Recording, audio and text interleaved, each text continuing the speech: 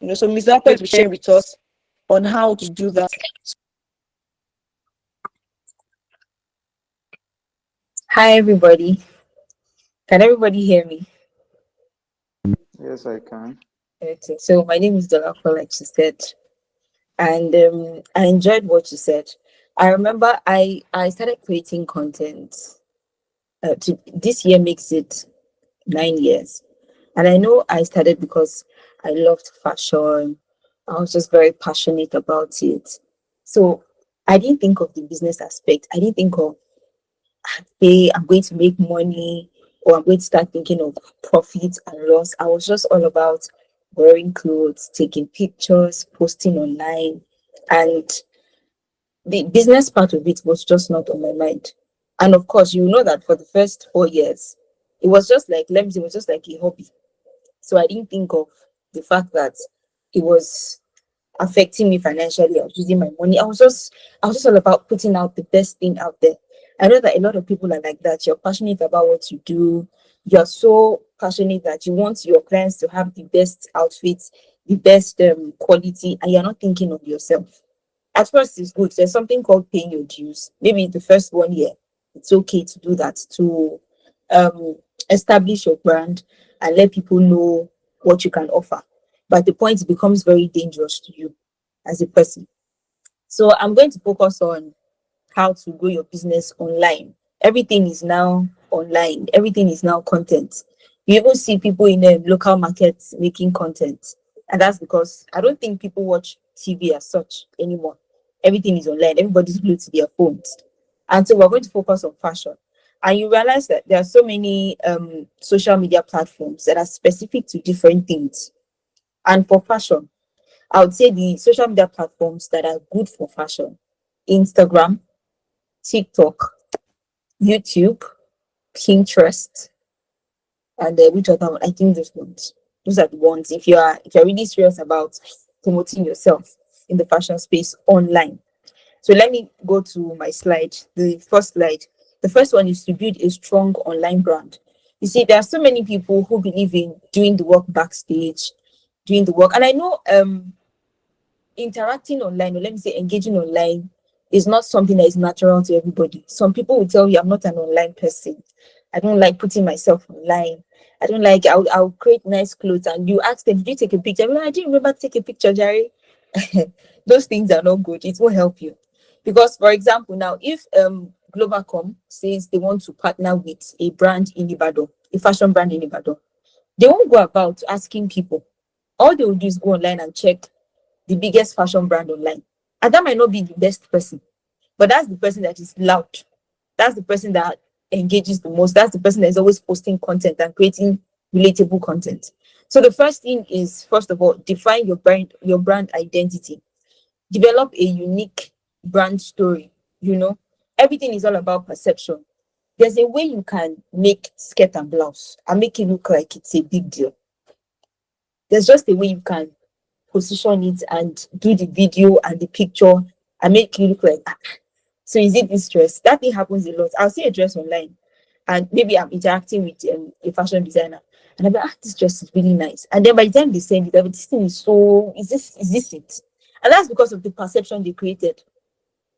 Do you get? So there's just a way you will just make it look. You have to be very, very creative about it. Another one is create high quality content. I know this one takes money. Not everybody can afford the latest iPhone. Everybody can afford lights, but try your best. When I started, I didn't have all the things that I needed, but I collaborated with people. If you know you don't know how to um create great content, check online. You can steal people's idea. Don't let me say steal, copy or learn from people online. Check how they are doing this and doing. Everybody knows Vicky James, and you know that what she's selling is perception. She might not even be selling as much as you think she is, but she has a brand. She has a name already. So the first thing is you're trying to establish a name. There is the part where you do your job well, you sew nice clothes, and there's the part of having the name. And it's very important. And most people buy names now. That's what they do. Most people are not really, because when they check you out online, they don't care if maybe you actually sold it well, the details of the pockets. We are not looking at that. The first thing we're looking at is who is wearing it. Is it nice? What color? And all that. You get, so you have to put all those things into consideration, and then create a very nice build brand awareness. Let people know what you do. Be loud. Don't post once in a week.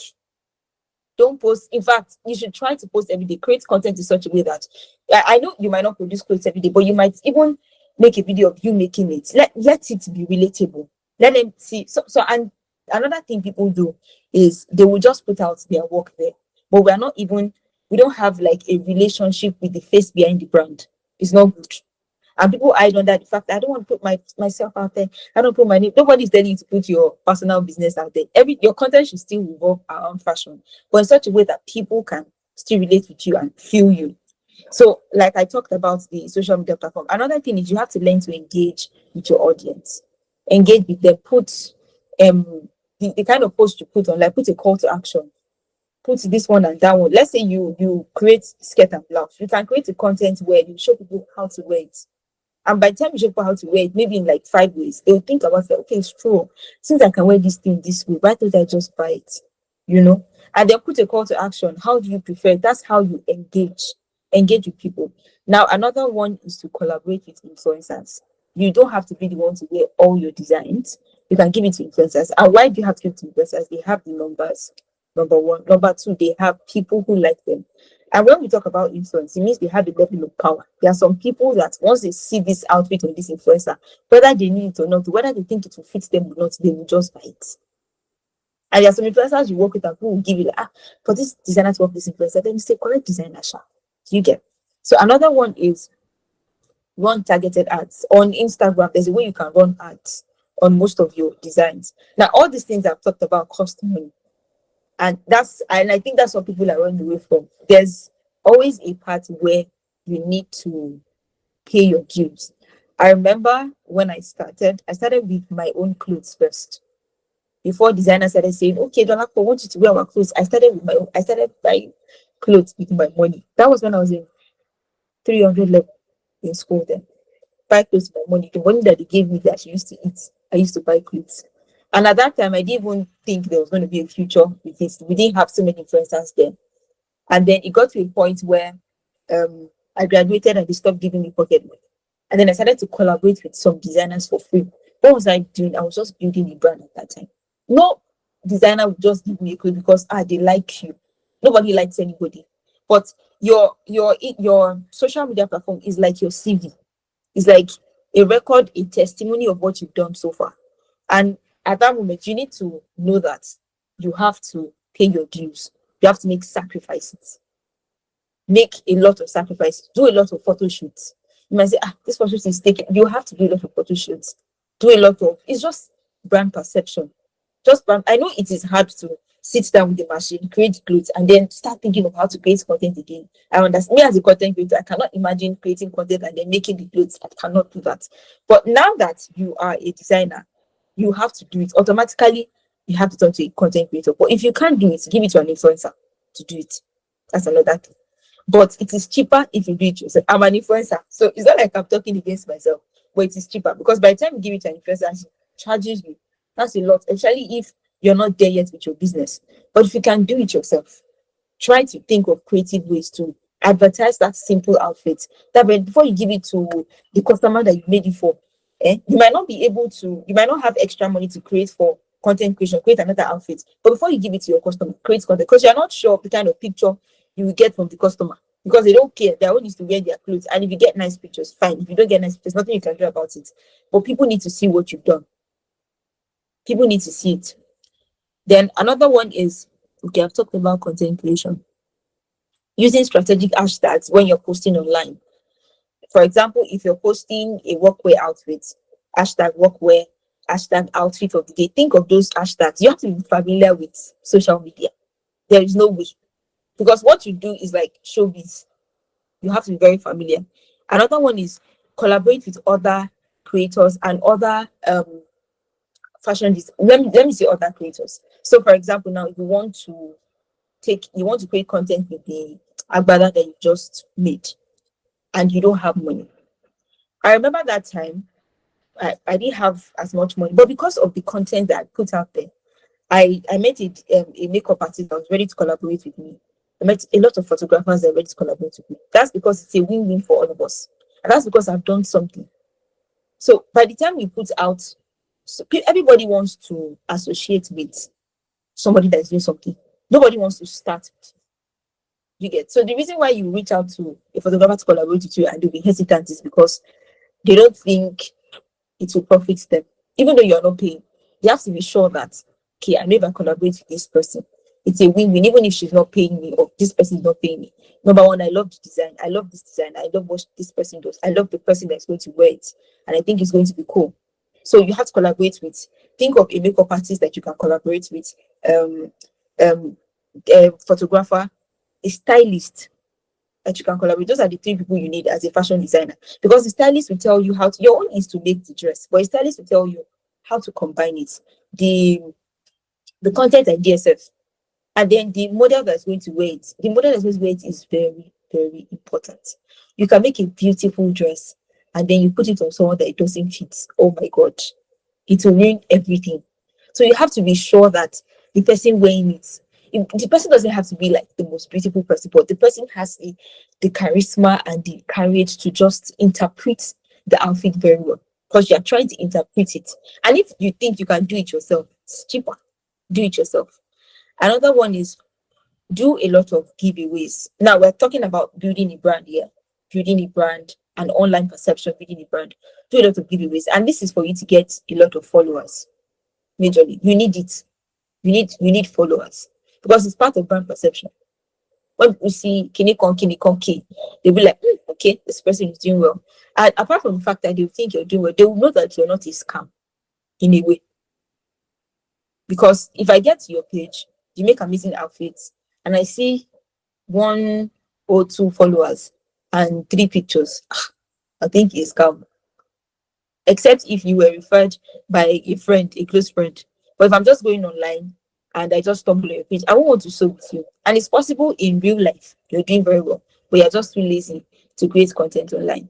Another one is you have to participate in fashion shows. November was like fashion week for every fashion person. Now, you might not start with LFGW, GT Bank Fashion Week, but start from, there are so many fashion shows in Ibadan that you can start from. Start from there. Fashion shows in Ibadan. There's this one coming up, Nigerian Student Fashion and Design Week, and I think they showcase for free, and it's in Lagos. But let's even start from let's start from basics first. Start from Ibadan. Think about it. When in January, think about it that, okay, next year November, I am going to create a collection that I'm going to launch on the runway this time around. And I know people think if you showcase on the runway, the people buy. It's possible you do not sell, but at least you will create content.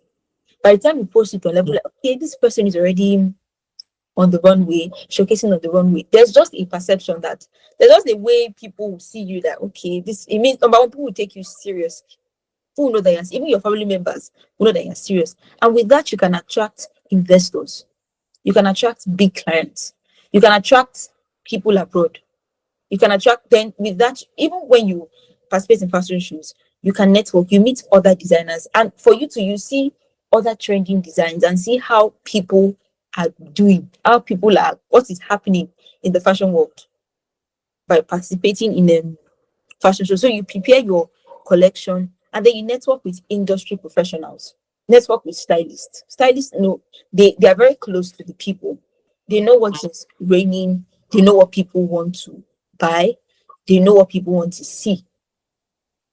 Do you understand? So interact with them, not just fashion designers, we stylists interact with them. And we have stylists for Gen Zs, we have stylists for millennials, interact with them, let people know, just to be sure that you know what is going on. And then I'll move straight to personalized customer experience. I would sew with you better as a fashion designer if I realized that you sort of care about me beyond just sewing my outfit and collecting your money. There's this relationship that you build with them. People spend a lot of money based on the emotional, sorry, the emotional hold that they have on you. I might see an outfit that one of my favorite designers just created online. Maybe I've I've saved 100,000 for something serious, oh, not for clothes. Oh. But my designer says, Dolly P, this outfit will fit you. Oh. Remember this wedding that you told me that you'll be going for, eh? I'm sure you know that you like this one, you like that one. You have psyched me already. What I wanted to use that 100K for, but because I feel like you tell me that don't worry, see, the way I'm going to do it for you, and you can wait for this, for this, for this. That's because you've interacted with them. Yeah, it is personal. You've interacted with them, and when they're wearing it, like build a particular kind of relation. I don't know how to do it, but build relationship with these people. Don't make it seem like it's just you sew and then you go. I don't really care. People can feel it. People know. So build a relationship, and with building relationships with them, they can that would be like an opportunity for you to sew for other people. Like the makeup artist that I used to work with before. Anytime she's doing my makeup, we get to talk and talk and talk. And so when most of my friends, the season when most of my friends were getting married, I made sure she did their makeup. That's because the way she would listen to me and be like, did you take Kiniko? So to her, to me, it was even more like an avenue for me to relax. She is like she did therapist work. So anytime I do makeup, there's gist. But at the same time, she's just my makeup artist. But what's she trying to do? Just trying to build a relationship so that, and I didn't work with any other makeup artist for like 3 years until something happened. And then I started working with another person. And even the person I'm currently working with too, she's like that. Anytime we're doing makeup, she's just not quiet. She's gisting with me, doing this. You won't know when you guys start to get personal. But for that person, it's just business. But that's because she can perceive that Tolapo will have friends. So let me just be a close friend. And most of my friends moved to her too. And that's because I feel like, okay, she's better. She has personalized our relationship. So another one is like I said, network and engage with industry members. I also have that issue of networking. Now, networking is not the same thing as farming. But when you network with people, they are able to, they're able to connect with designers, with buyers, and other people, other professionals. That's go out for events. And another way to network with people is wear your designs. I know a lot of fashion designers that you won't know that they're fashion designers by the time you see them. Wear your designs. Let people see you. Make sure that every time you go, someone will ask you, where'd you get your dress from? Then from there, I'm a fashion designer. I can make this for you. I can make that one for you. Let people know what you do. Like for me now, if I go to work, a lot of my colleagues were like, do you sew your clothes? Who is that your designer? It took time before I opened up to them that I was a fashion influencer. It's not even all of them I opened up to. But they can just see that what you wear is very different. Imagine if I was a fashion designer.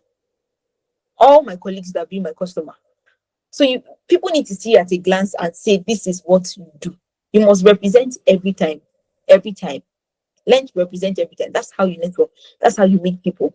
And then join online communities. There are communities that fashion designers, if you're very conversant with Instagram, they all have, there's a set of designers.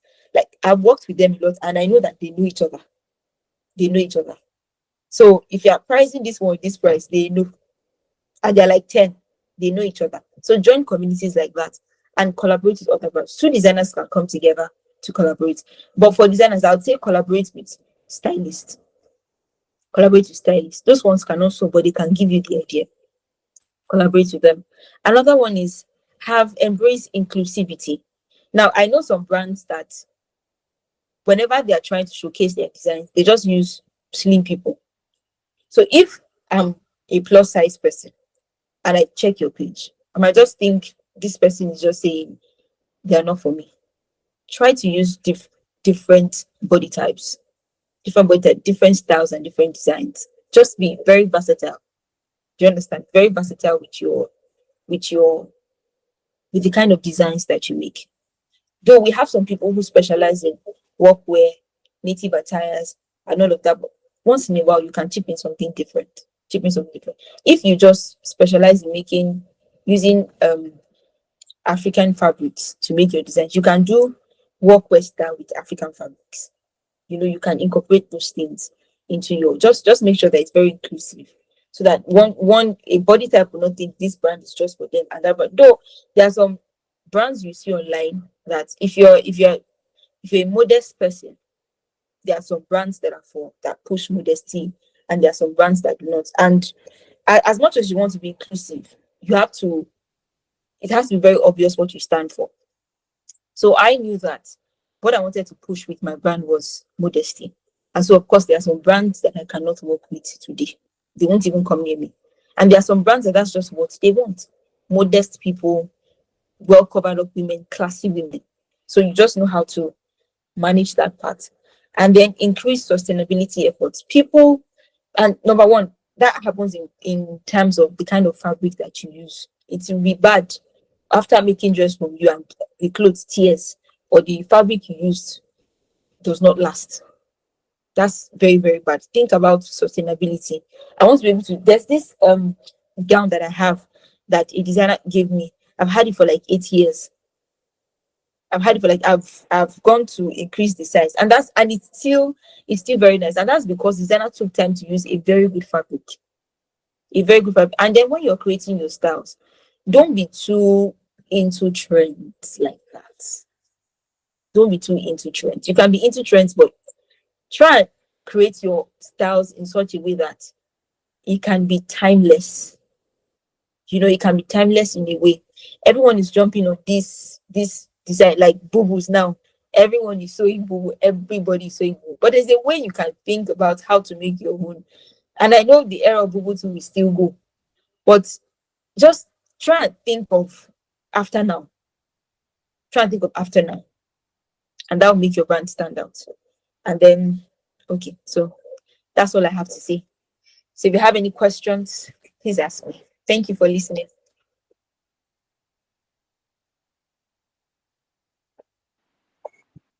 Thank you so much.